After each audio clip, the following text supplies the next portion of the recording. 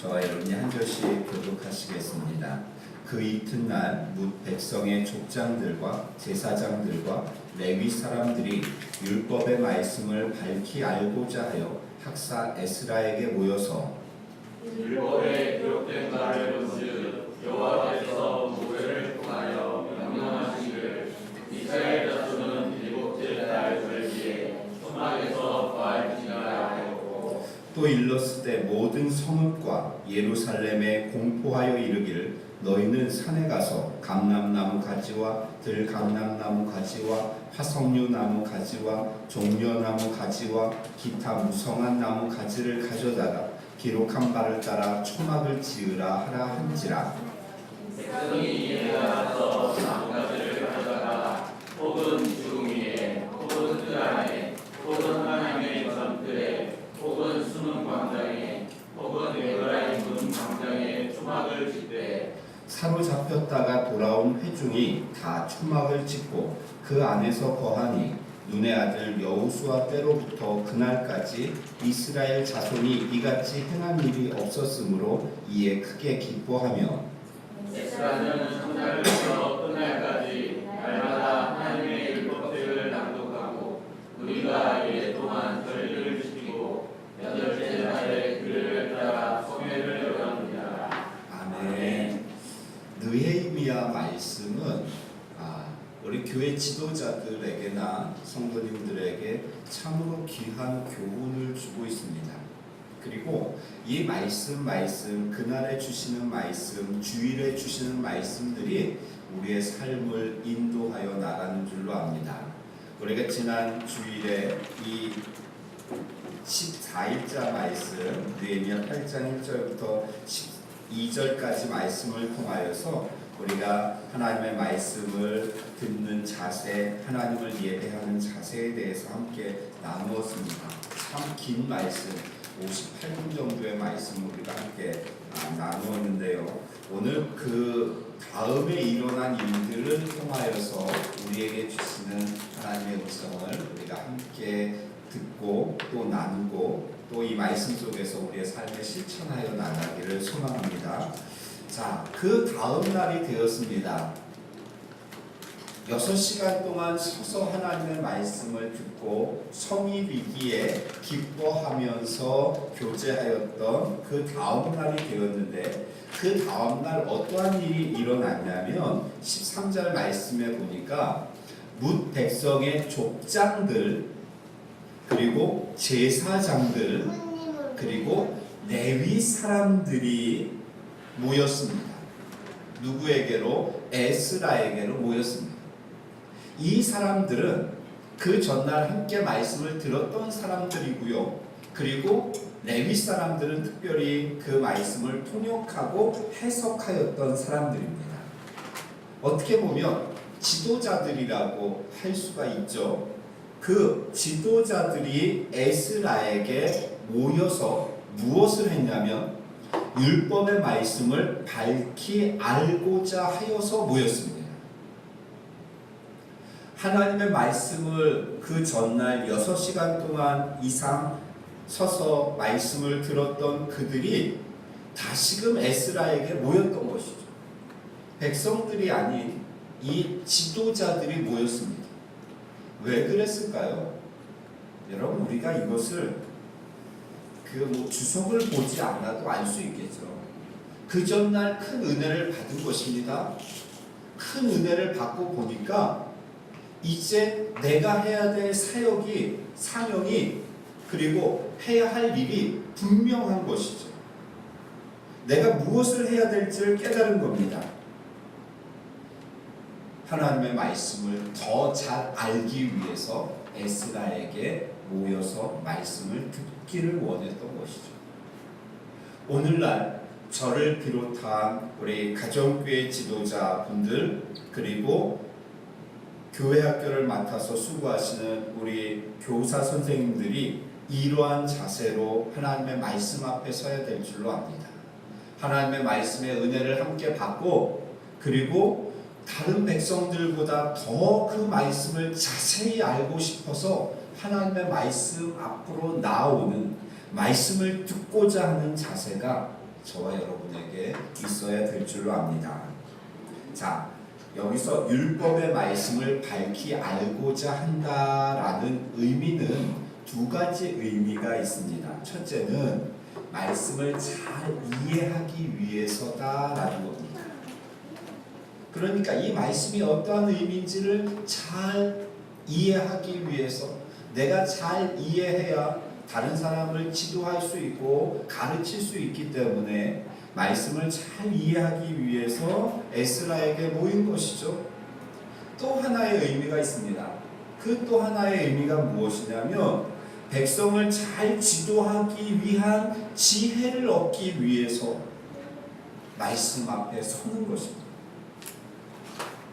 사랑하는 성도 여러분, 오늘날 목회자를 비롯하여서 교회의 영적인 지도자들이 있죠. 장로님들이나 권사님들이나 아니면 집사님들이나, 우리 교회 같은 경우에는 가정교회 그 평신도 사역자분들이나 아니면 교회 학교를 맡아서 지도하시는 교사분들에게 여러분 이 모습이 있어야 합니다. 하나님의 말씀을 잘 이해하기 위한 마음과, 또 하나는 백성을, 나에게 맡겨주신 그 성도들을 잘 지도하기 위한 지혜, 이 두 가지를 얻기 위해서 무엇을 해야 되느냐? 하나님의 말씀 앞으로 나가야 됩니다. 하나님의 말씀이 우리에게 이러한 지혜를 주고 이 말씀의 은혜를 우리에게 주실 줄로 믿습니다. 이것이 지도자의 모습입니다.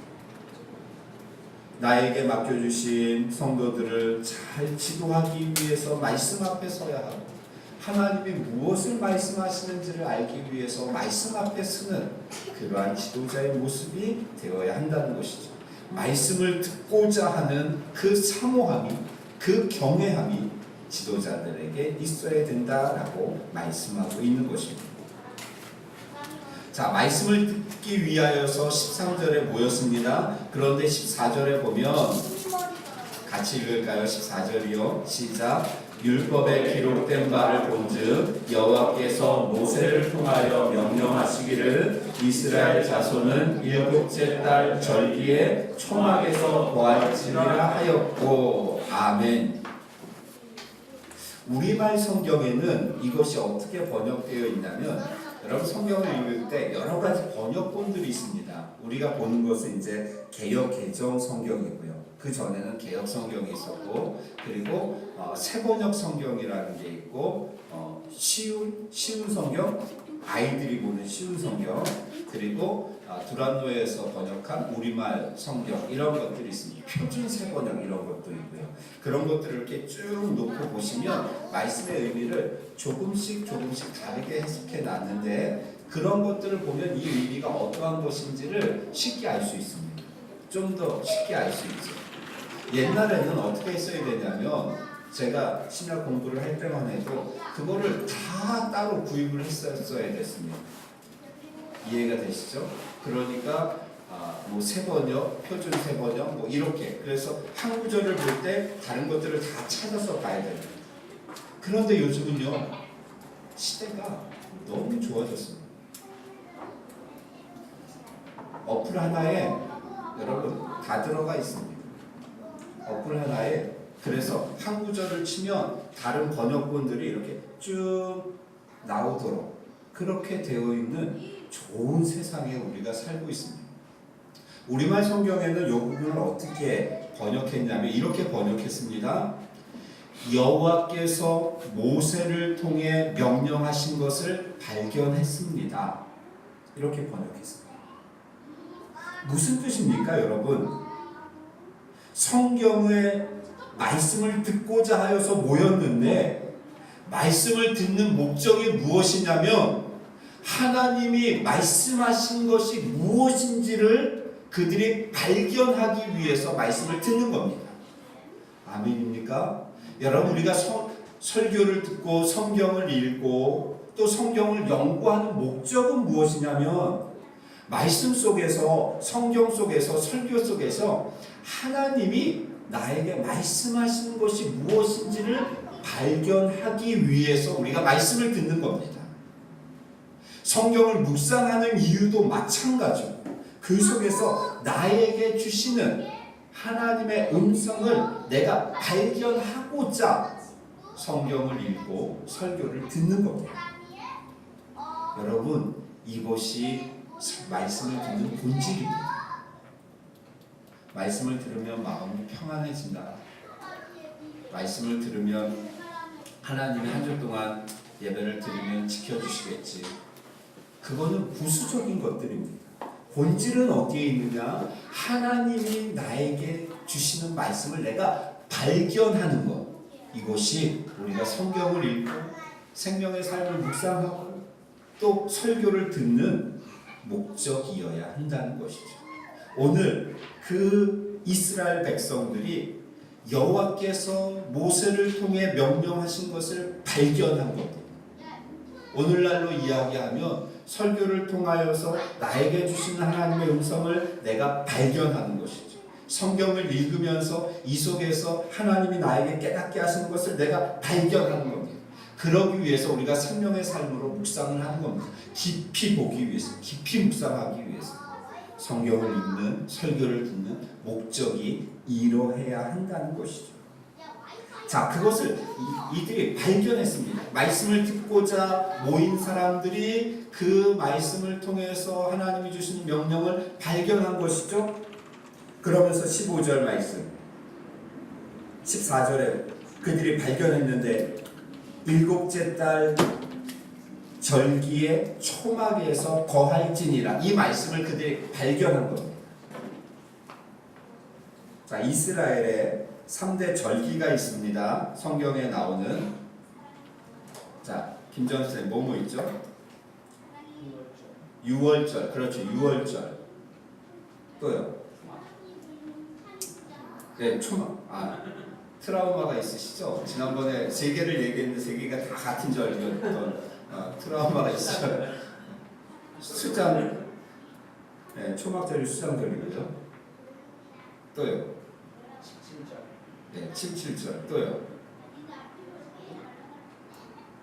이게 헷갈립니다. 다 이게 비슷비슷한 말이라서 정리해 드립니다.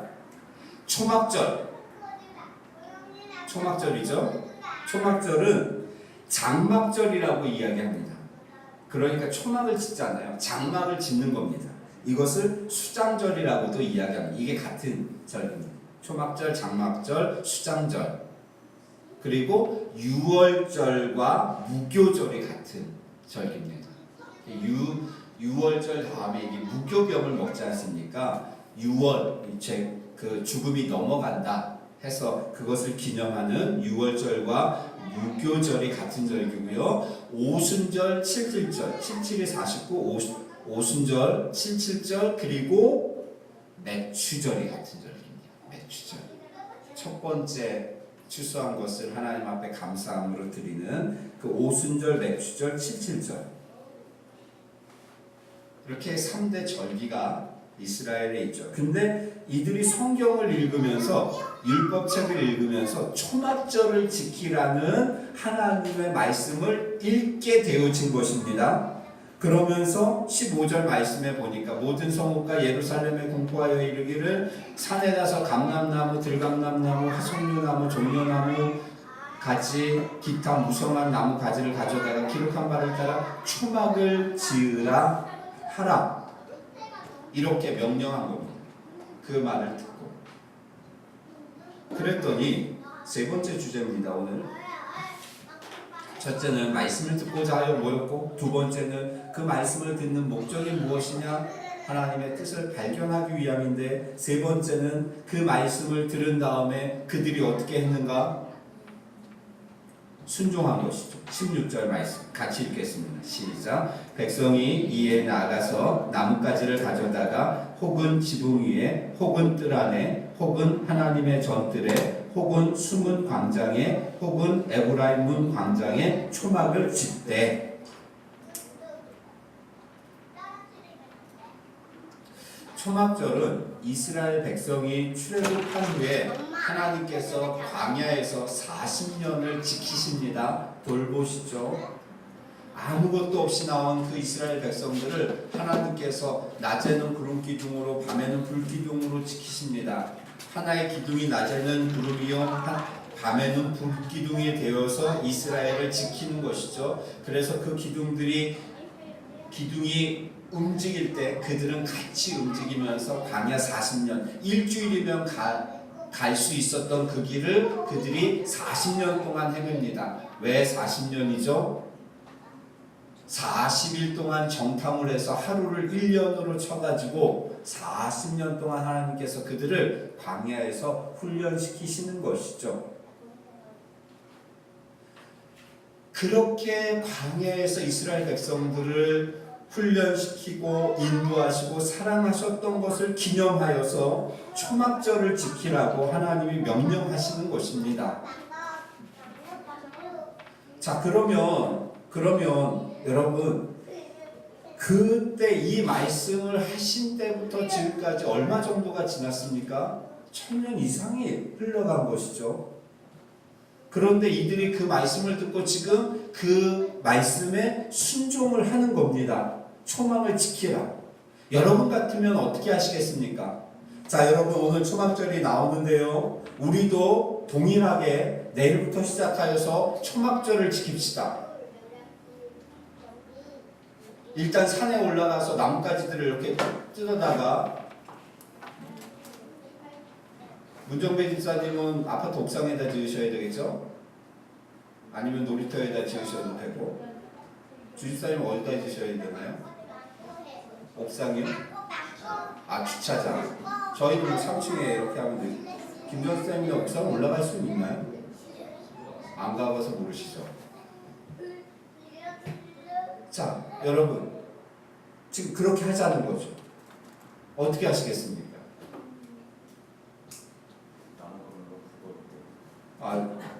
저런 이제 합리화를 시키는 거죠. 일단 하기가 싫은 겁니다. 저렇게 말씀하시는 거는 말도 안 되는 소리지. 지금 이 당시 백성들도 똑같았다는 겁니다. 왜요?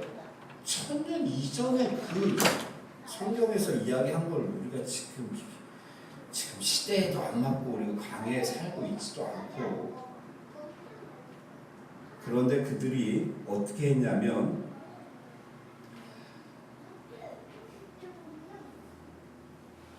(17절) 말씀에 사로잡혔다가 돌아온 회중이 다 초막을 짓고 그 안에 거하였다 이렇게 말씀하고 있는 것이죠.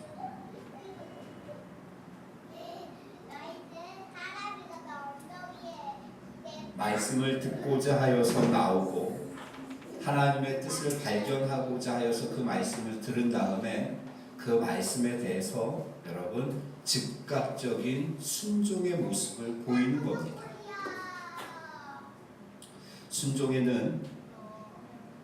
순종의 자세는 세 가지가 있습니다. 첫째는 내가 좋아하는 것만 하는 것이 순종이 아닙니다. 내가 싫어하는 것도 순종에 포함되어집니다. 두 번째는 내가 이해할 수 있는 것만 순종하는 것이 순종이 아닙니다. 내가 이해할 수 없을지라도 순종하는 것입니다. 우리가 내일부터 초막을 지읍시다. 이해가 되시나요? 지금 시대가 어느 때인데 주일사님 말씀처럼 이거 나무 해오면 이거 불법이고 걸리고 그러는데 시대도 달라졌고 도저히 이해가 안 되잖아요. 저도 이해가 안 됩니다. 그러니까 그렇게 하자고 이야기하지 않죠. 그런데 말씀을 듣다 보면 내가 이해가 안 되는 부분들을 하나님이 개인적으로 나에게 주실 때가 있습니다. 그 부분에 갈등하는 것이죠. 첫 번째 순종의 단계는 내가 좋아하는 것, 이건 우리가 그냥 순종합니다. 그런데 첫 번째 단계는 내가 싫어하는 것에 대해서 하나님께서 순종을 요구하십니다. 하나님, 나는 이런 거 진짜 못합니다. 내가 미워하는 사람을 사랑하라고요? 하나님 이런 거 못합니다. 내가 싫어하는 것에 대해서 하나님이 순종을 요구하십니다. 그게 통과되잖아요. 그 다음은 두 번째는 이해되지 않는 것에 대한 순종을 하나님이 요구하십니다. 왜 하나님 도대체 나에게 이런 순종을 나는 도무지 이해가 안, 이게 지금 현실에 맞습니까? 하나님, 이게 지금 실정에 맞습니까? 성경 시대에나 이랬지 오늘날에 어떻게 그렇게 살아갑니까? 내가 이해할 수 없는 것에도 하나님은 우리에게 순종을 요구하신다는 것입니다. 마지막 세 번째, 하나님은 어떠한 순종을 우리에게 요구하실까요? 내가 싫어하는 것에 대하여, 내가 이해할 수 없는 것에 대하여 순종을 요구하신 하나님, 마지막에는 몰라서 얘기를 안 하시나요? 이거를 얘기하면 그렇게 해야 될 것 같아서 말씀 안 하시나요? 주일사에 어떤 순종일까요? 예? 너무 객관적으로 이렇게 둥글둥글하게 가지 마시고. 김정수 어떤 순종일까요? 그걸 좀 더 구체적으로 이야기하면 나에게 이익이 되지 않을지라도 이 순종을 함으로 나에게 불이익이 올지라도 재산적인 손해라든지 아니면 나의 명예라든지 나의 직책이라든지 물질이라든지 이러한 손해가 올지라도 우리는 내게 이익이 되는 것만 순종하겠다. 하나님이 우리에게 요구하시는 것은 나에게 이익이 될지라도 그것이 하나님의 말씀이라면 순종하기를 주님이 요구하십니다. 그래서 여러분 가만히 보면 우리는 그냥 신앙생활을 해나가는 것 같은데 하나님께서는 아주 철저하게 우리를 수준별로 커리별로 이렇게 인도해 나가시는 모습을 볼 수 있습니다. 하나님께서 여러분들에게 지금 내가 싫어하는 것에 대한 순종을 요구하신다면 첫 번째 단계입니다. 내가 이해되지 않는 것에 대해서 하나님께서 나에게 순종을 요구하신다면 두 번째 단계로 넘어오신 것입니다. 이제 첫 번째 단계는 그냥 우리가 쉽게 할 수 있습니다. 세 번째 단계, 내게 이익이 되지 않고 이것을 순종하면 나에게 불이익이 오는 것에 대하여 하나님이 순종을 요구하신다면 세 번째 단계의 시험을 통과하고 계신 것입니다. 3학년을 보내고 계신 것입니다. 사랑하는 성도 여러분, 이스라엘 백성들이 좋아하지 않았습니다. 좋은 아파트에 살면서 왜 밖에 나가서 이 초막을 찍고 살아야 됩니까? 이해도 되지 않았습니다. 이게 몇천 년 전에 했던 거를 우리가 지금 이걸 글자 그대로 지켜야 되는가? 그들에게 이익도 되지 않았습니다. 그렇지만 그들은 하나님의 말씀이기에 순종을 한 것이죠. 그럴 때 어떠한 일이 일어났는가? 그럴 때 어떠한 일이 일어났습니까? 17절 말씀 읽을까요? 자, 오늘 본문에서 이야기하는 것들을 잘 따라오셨나요? 말씀을 듣고자 해서 나왔죠. 그런데 그들이 말씀을 듣는 목적은 하나님의 뜻을 발견하기 위함이었습니다. 그것을 발견한 후에 그들이 어떻게 했냐면 말씀에 대해 순종을 했습니다. 그랬더니 결과가 어떻게 나타나는가? 17절에 나타납니다. 시작. 사로잡혔다가 돌아온 회중이 다 초막을 짓고 그 안에서 거하니 눈의 아들 여호수아 때로부터 그날까지 이스라엘 자손이 이같이 행한 일이 없었으므로 이에 크게 기뻐하며. 아멘. 결론부터 말씀을 드리면 그들에게 무엇이 있었다? 기쁨이 있었다는 겁니다. 하나님의 말씀을 듣기 위하여 나오고 그 말씀 속에서 하나님의 뜻을 발견하고 그 발견된 뜻을 즉각적으로 내가 좋아하지 않고 내가 이해가 안 되고 나에게 이익이 안 될지라도 즉각적으로 순종하였을 때 그들에게는 기쁨이 있었다는 것이죠.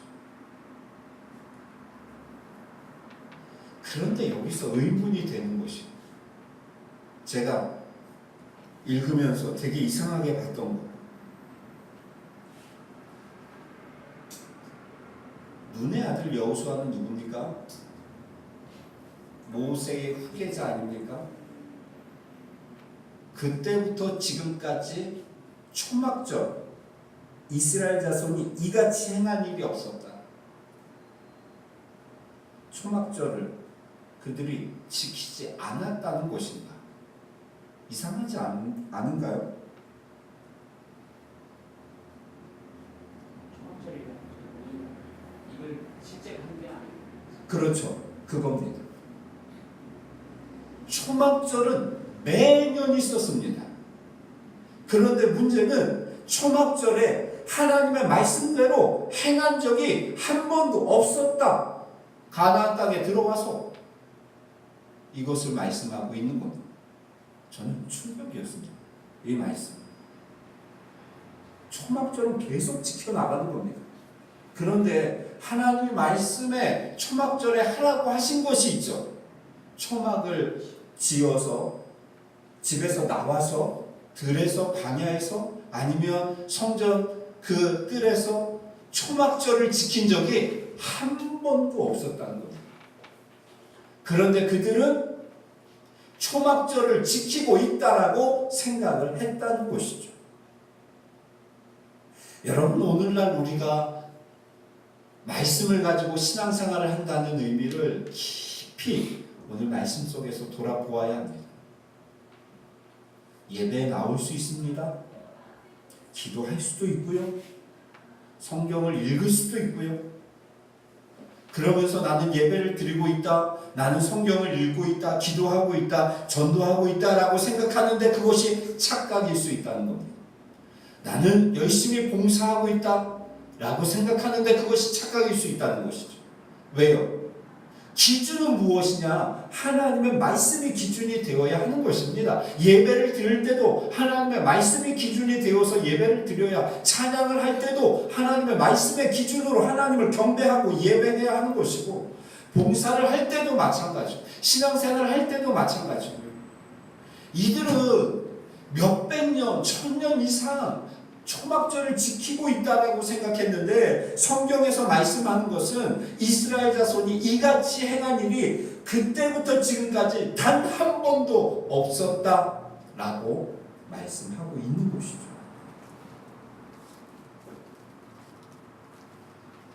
여러분, 우리가 얼마나 많은 예배를 드립니까? 얼마나 많은 기도회를 참석을 하나요? 그런데 어느 날 성경에 이렇게 쓰여 있는 겁니다. 그날 예배를 진정으로 드렸는데 신앙생활하면서 지금까지 한 번도 그런 적이 없었다? 이렇게 기록된다면 여러분, 우리의 신앙의 자서전에 그렇게 기록된다면 얼마나 불행한 일입니까? 기준이 무엇이어야 하느냐가 문제입니다. 하나님의 말씀이 기준이어야 한다는 것이죠. 그래서 우리가 하나님의 말씀을 듣는 목적이 하나님의 뜻을 발견하기 위함이다 라는 것입니다. 초막절을 지킨다는 것 의미는요, 그들의 정체성을 회복한다는 겁니다. 우리가 하나님의 말씀을 듣고 그 말씀대로 산다는 의미는 내가 그리스도인임을 확신하며 살아가는 것입니다. 오늘도 내가 하나님의 말씀을 듣고 그 말씀 하나에 순종했다면 하나님 앞에 우리가 이렇게 고백할 수 있는 겁니다. 하나님, 제가 하나님을 믿는 백성입니다. 이렇게 고백하면서 우리는 하루하루 나의 정체성을 확인하면서 살아가는 것이죠. 결론의 말씀입니다. 여러분, 느헤미야 1장을 기억하시나요? 느헤미야 1장을 보면 예루살렘에서 돌아왔던 그 사람들이 예루살렘은 다 황폐하여 성벽은 무너져 이스라엘의 소망 없음을 이야기할 때 느헤미야는 석 달을 울며 금식하며 기도하였습니다. 그런데 이제 8장에 와서 이들에게는 무엇이 있느냐? 기쁨이 넘치는 그런 모습을, 살아나는, 이것을 곧 부흥이라고 이야기하죠. 부흥되는 모습을 볼 수 있습니다. 그것이 무엇인가? 느헤미야의 그 헌신과 그 이스라엘 백성들의 하나 된 마음으로 자발적으로 충성하는 모습, 그 중심에는 하나님의 말씀에 대한 순종이 있었음을 우리는 본문을 통해서 알 수 있는 것이죠. 사랑하는 성도 여러분, 우리의 삶 가운데도 이러한 기쁨이, 말씀에 대한 순종으로 인한 이러한 기쁨이 넘쳐날 수 있기를 주의 이름으로 축원합니다. 하나님의 말씀이 기준이 되어져야 합니다. 교회는 하나님의 말씀이 기준이 되어야 하고, 성도의 삶의 모습과 신앙의 모습도 하나님의 말씀이 기준이 되어져야 합니다. 그래서 우리는 계속해서 말씀의 기준에 나를 돌아보아야 합니다. 때로 실수할 수 있습니다. 넘어질 수도 있습니다. 잘못된 길로 갈 수도 있습니다. 그런데 기준으로 다시 돌아와야 합니다. 그래야 우리에게 소망이 있는 것이죠. 완벽할 수 없습니다. 그런데 소망이 있는 것은 무엇이냐면 말씀에 기준이 있는 자는 소망이 있는 겁니다. 우리 주일 말씀처럼 내가 예배드리고 있다면 소망이 있듯이 그 예배 속에 하나님의 말씀이 기준이 될 때 우리에게 소망이 있는 것입니다. 사랑하는 우리 미래소망교회 성도님들이 교회 생활도 그렇고 가정 생활도 그렇고 직장 생활이며 삶의 모든 부분의 기준이 하나님의 말씀이 되는 우리 성도님들 되시기를 주의 이름으로 축원합니다. 기도하겠습니다. 살아계신 하나님, 이스라엘의 지도자들이 하나님의 말씀을